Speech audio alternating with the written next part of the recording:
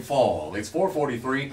It's Gary Evans with Dean Brody in the studio. Thank you very much for coming in this afternoon. I really appreciate it, and I know it's a busy day. It's kind of a whirlwind day for you, isn't it? Yeah, I woke up 3:30 your time to be here tonight, so I'm going to sleep well tonight.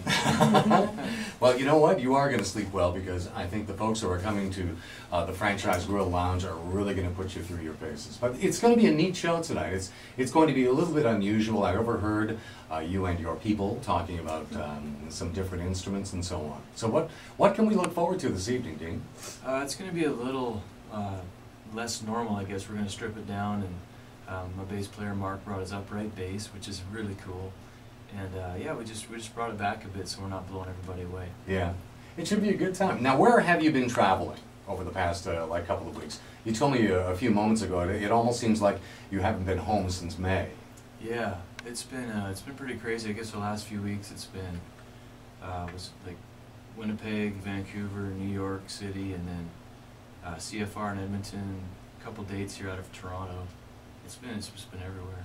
Yeah. Nashville was last weekend. But you're a BC boy originally, right? Yeah, I'm from BC.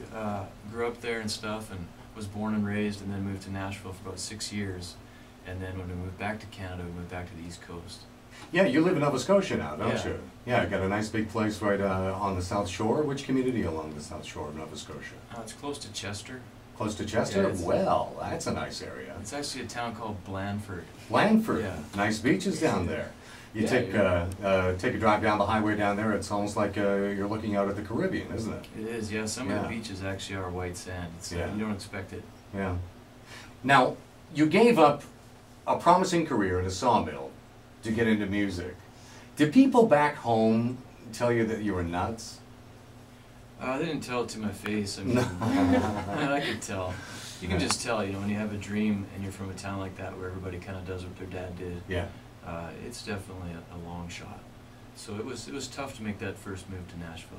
I think it's a long shot because it's such a unique skill set to be able to write music the way you do and perform it the way that you do and make it seem so personal to so many thousands and thousands of people that you don't know personally. I mean, that's really, really a gift. Yeah, it was really wild, I think, especially with Brothers. I actually wrote Brothers in BC on the top of a mountain in a cabin in the middle of winter. And yeah, when it went to radio and stuff, there was people in Miami and California, Arizona that were coming up to me and saying the song meant a lot to them. And I think, you know, music's just universal that way. It can touch anybody.